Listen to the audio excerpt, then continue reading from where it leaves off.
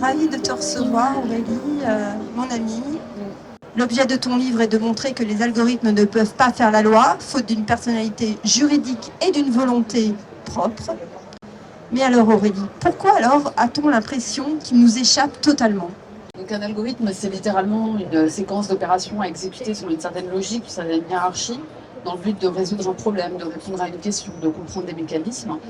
Rappelez-vous, les algorithmes sont numériques et en fait sont embarqués dans des technologies qu'on utilise au quotidien pour se soigner, pour se déplacer, pour travailler, pour communiquer, etc. etc.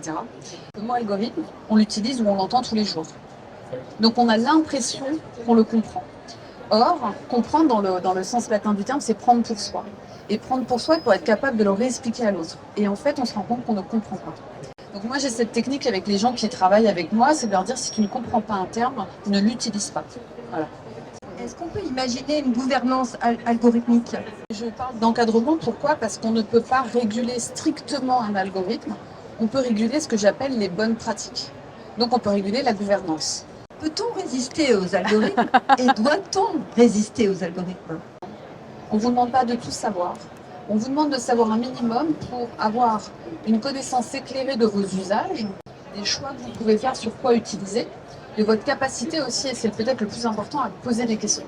Alors, moi, je suis absolument époustouflée par ce que tu as développé justement sur ton système de recherche à base d'algorithmes sur le cancer du sein. On a développé une nouvelle méthode d'apprentissage pour aller détecter sur une mammographie ce qu'on appelle le signal faible du cancer. C'est qu'on va détecter en fait avant le stade de la tumeur, c'est-à-dire quand le cancer est en train de se développer. Donc on a développé une technologie, on l'a validée et donc on va maintenant l'industrialiser, c'est pour ça qu'on a besoin d'argent, et pour ensuite la déployer d'abord aux États-Unis puis en Europe. Je pense qu'on peut applaudir très fort Aurélie. Merci infiniment.